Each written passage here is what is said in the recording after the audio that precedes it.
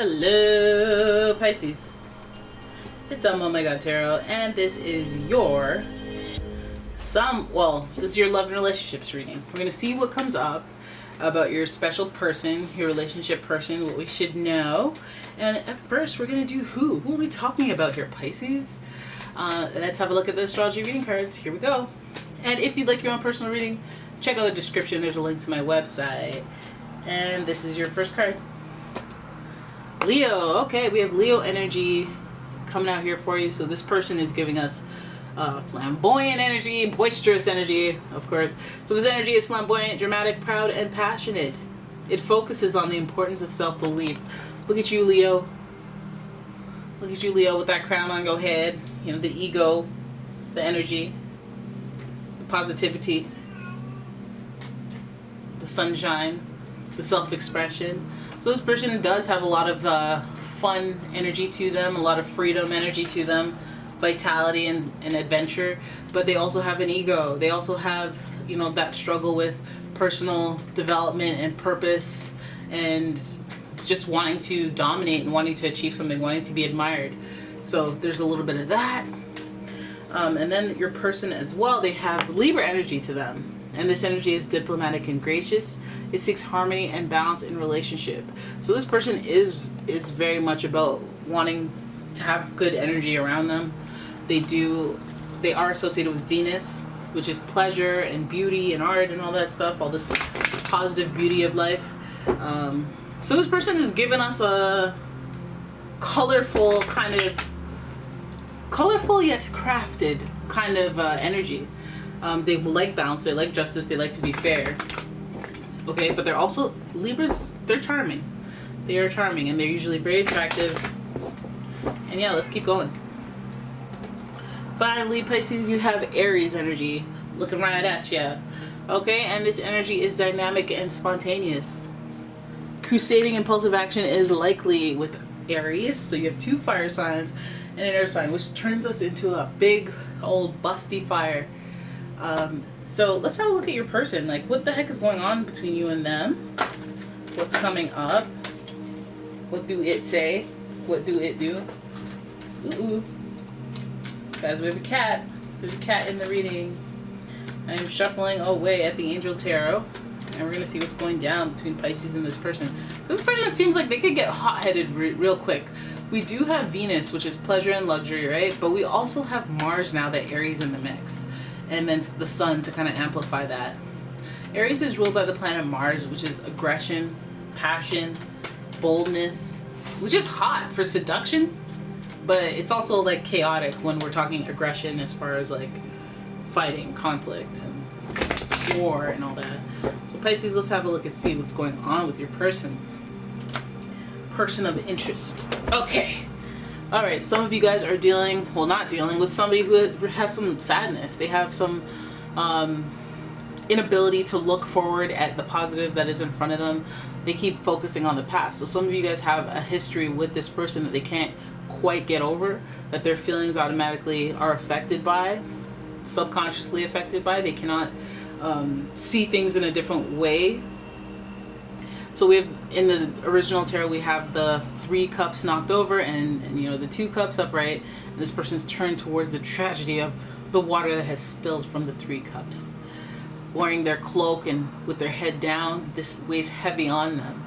And so I feel like this person has like a heavy past with you that they haven't been able to like emotionally move on from. And I don't mean that they're all hung up on you and they can't get over you and yada yada yada, but I mean that emotionally damaged from either how they let you down, how the situation went. They may have some regrets, or they may have some, I can't believe this person walked away from me, I can't believe this person did this to me. So it feels like, you know, you may be caught up on what somebody did and that's out of your control, and they may be focused on it for way too long, right? Because this sadness, this is something sad that they have their head. Maybe they're going through something where they have multiple things happening to them at once that make them feel just bad, and it's just affecting their overall aura. But it feels like there is something that's weighing this person down. The next card we have here is the King of Wands, leadership. This card comes up reversed, and this might be part of the part of the reason this person is down is because they're supposed to be leading. They're supposed to be the one with initiative. They're supposed to have action. We do have a lot of fire within the spirit of this person. So we see the King of Wands in reverse. We know that something's off about what they naturally are, who they naturally are. The King of Wands is supposed to represent somebody who has passion. Not only that, they have the energy for the action, which is giving us a lot of that Leo energy. So they usually have a clear view. They usually have a plan. They know how to execute it. They're resourceful. They know who to access, who to contact, who to, what to get things done if they can't do it themselves. They know how to work it. And whereas this person has been hanging their head down about the past, and so they haven't, it's like a failure to launch feeling that I get with this person. Like maybe the way that they felt, like kind of had a overall cloud over their either career, because we're talking kings, we're talking superiors, authority, bosses, but it feels like they have something just kind of hovering over them, preventing them from being the leader that they are meant to be. Ooh, death. They may even be dealing with a death. This is the angel of transformation. Their life has changed, not by their own personal actions. I feel like this is like life happening to you. This also may be an issue of karma. The death card is associated with Scorpio, and Scorpio is also ruled by the planet Mars, just like Aries. But as well as, but in addition, we have Pluto ruling Scorpio, which is mainly where the transformation energy comes from. It's a karmic transformation. It is about death and rebirth. Coming to the end of something and then starting something else, being born anew from the destruction or end of another situation. So I feel like this has transformed. I feel like the sadness, the Five of Cups energy, the changes, I feel like that is a testament to the roots of their transformation. Like they were sad, and on that trajectory of sadness or hurtness, they failed to act in certain areas, and maybe their career, maybe just failing to take certain actions in their life, like logical steps in life. Getting a car, moving out, getting a first girlfriend, boyfriend, getting like the little landmarks. They may have failed to launch in some areas. And there's a death card. There's like a realization of the end and the transformation and settling into something like a new process or a new journey. But it is the end of thought and feelings towards some situation. It might be whatever they've off-railed their plans because of this. They might be coming to a place of acceptance or realizing that they've transformed into something they don't recognize, or transformed into something that was not the plan.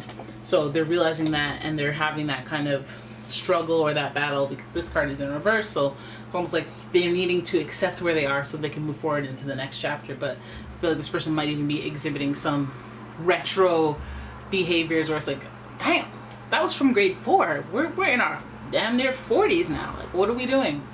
You need to get over that, right? And I think we've uncovered what this person may not be able to get over. Third-party situation.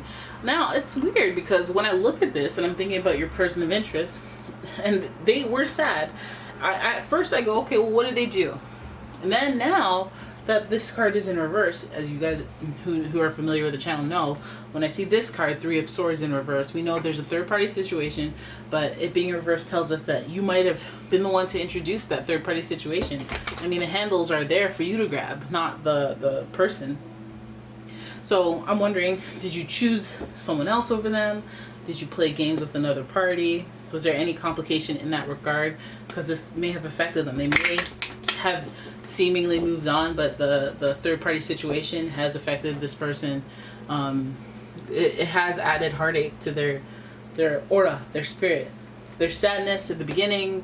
There's heartache. There may be a third-party situation. Some of you guys are seeing this death card as an indicator of the relationship that was a third-party situation. If it was this person coming to an end and them realizing their own karma, if they had put you through that. And let's pull your final card, which is the World. Look at that. The World, the angel of success. I think that's like a validation of what we're realizing here is the karmic energy is being released between the two of you. Perhaps you are both experiencing the feelings of abandonment or the feelings of third-party situation being being kind of like, maybe like they're experiencing what you've experienced and you're experiencing what they've experienced, or you know, they need to come to the other side of that third party situation and have an understanding, or have a death and rebirth, or have a transformation after realization of, like, you know, let's say this person was like, we're 14, you cheated on me, I hate you forever, you know, and then when they were 28 they cheated on their partner, and then they were like, I didn't, like, it just, I didn't mean, like, I wasn't it's just one thing led to another. Like, they have a little more, like, understanding for that thing that brought them so much pain in the past. Or, you know, it doesn't have to be that situation necessarily for them to realize that, but I feel like it is a eureka, or like a comparing it to their situation, having some sort of understanding and an ability to move on, an ability to evolve as a person.